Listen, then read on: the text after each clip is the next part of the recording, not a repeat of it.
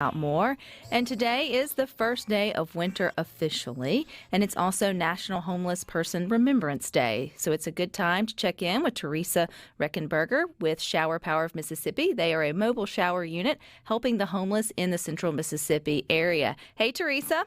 Hey, how are you? I am doing well, and while today is kind of a somber day in the fact that it's National Homeless Person Remembrance Day, I think it's a good thing to at least bring awareness to the fact that it is officially winter, which means it's going to be the coldest time of year, and we do have some of our neighbors who may be going through the toughest time of year without having permanent housing. So how do you guys at ShowerPower sort of look to the winter season?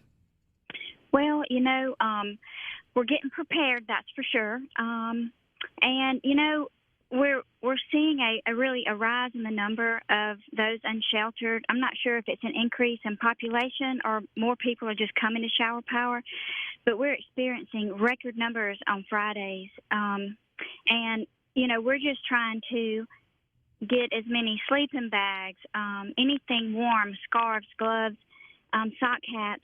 Some people call them skull hats.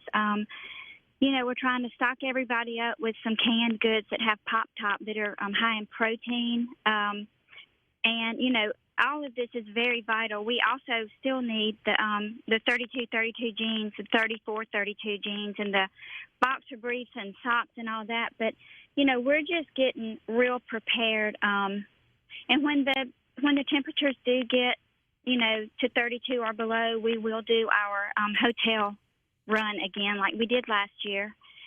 So we're just trying to really be prepared this year. Last year it hit us like we just woke up and we're like, oh my gosh, and we panicked because we didn't really have a real plan. But this year we're better equipped. Well, I think this is just a good reminder to us all when we think about Mississippi being the most giving state and we think about it rounding down to the end of the year. We also need to remember that not everyone, has things, is secure in terms of like shelter or not just in food. And so if you do find yourself living on the streets or maybe in between housing, this is the worst time of year, for that in terms of when the weather can take a dip in the middle of the night.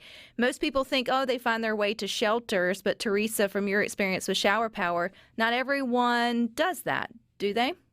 No, they don't. Like Mary Ann and I get calls. The shelters are full. They don't take everybody. They have a limited number of people that they can take. So, Mary Ann and I are constantly looking for different revenue or different avenues or some way that we can help. Sleeping bags are, the ones that are the low degree, I guess it's like 30 and below, that level of sleeping bag are really great to have. When it gets like that cold, like below, I guess 30, I don't really know if that sleeping bag would really keep them warm. It helps, but I don't think it keeps them as warm as we would like for them to be. But, what Marianne and I both strive to do is make their living situation outside as comfortable as we can.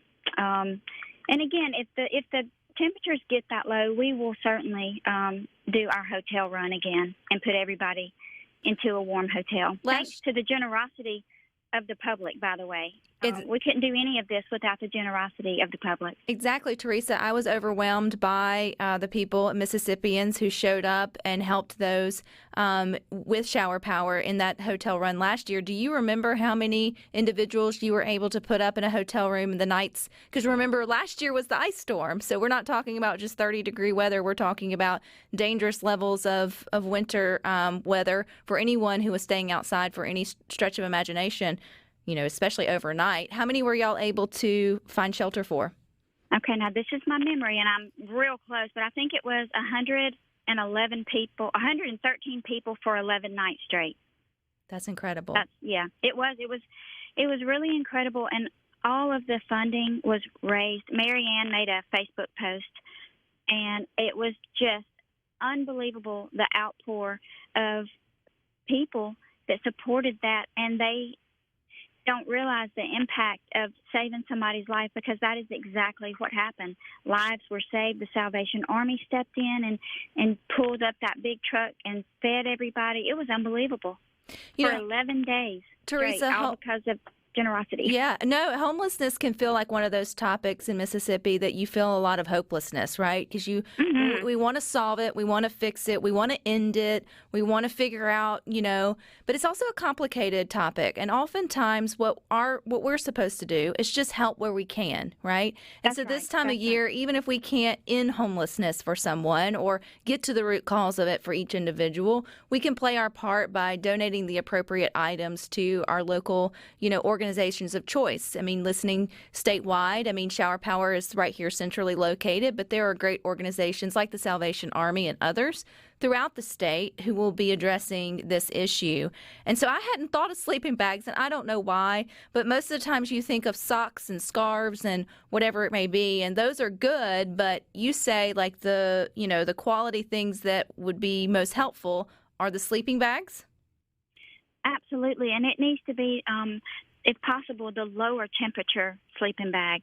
I didn't realize this until we started handing them out. They would ask for the lower temperature, and I would go, wait, you go look on them. It's on there. There's a 40 degree, there's 50 degree, there's a 30 degree. It's on there, and I think the lower you go, maybe it may be a little more expensive, but a really low temperature sleeping bag will help. Are there other items? I know I'm going back to what you said earlier on good things, Teresa, is making sure if you're going to donate the canned food items, something simple as making sure it's a pop top. I mean, again, that's like mind blowing. It's the small things that we take for granted that not everyone has necessarily a can opener. And then the fact that you added in the protein rich because you are looking for those sustainable foods. A can of green beans is probably not going to be, something that can really hold them over, especially if they're going through the night or looking for, a meal in a can. That's right. Right, like, canned chicken, tuna fish, Vienna sausage. They love sardines. And, even I call them pork and beans. I think everybody else in America calls them green. What do they call them? I call them pork and beans. They call them some other kind of bean. But anyway, they love those, and I think they make some with little sausage in those as well. But anything high protein just to get them through. Like you're right, a can of chicken would go a lot farther than a can of green beans. But anything's appreciated. And it's like no disrespect, but it's like if you have the heart to give, then I feel like most people want to know what's needed or what's wanted. A lot of times we also feel like we're kind of scatterbrained with, the things that we're going to collect to give. And it's good to know the things that help the most because, again, this can feel like a very hopeless sort of topic. But as you've dove into the homeless populations or those that don't have adequate shelter here in central Mississippi, Teresa, what are you learning the most? I mean, can each person kind of find their way back to stability when given the right resources and love and attention? Love does a lot of things for somebody. Showing somebody love and real kindness, even tiny gestures of kindness that you think are tiny are huge to somebody else. Mary Ann has a saying, and it's, we love people back to life, and it is true. Yes, we've had lots of success with showing people love and kindness and no judgment. Your past is your past. That's why it's got the word past in there. We're here to move forward and help you through life. And we do love them back to life. And we've had a high success rate. We've got a lot of people off the street who are living on their own. Some we have off the street will never live without us. They just need our help. Their mental capacity isn't there.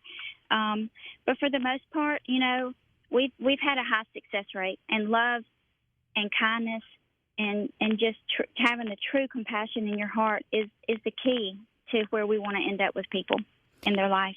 And Teresa, it's beanie weenies. It is beanie weenies.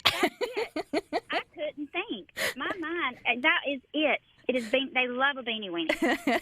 Our text line and our listeners here on Good Things, Teresa, came in and saved the day on that one. And we want people to just, again, think about the fact that it is the beginner of winter. You do have neighbors within your community that may not have adequate shelter. And so what I heard you say is, the pop-top cans, no green beans, go for the protein. And then if you can spare for the sleeping bags that are the cold weather ones, that those make the biggest impact. And you donate to the organization that tickles your pickle that are helping helping the homeless. But if they want to reach out to ShowerPower, how do they do that, Teresa?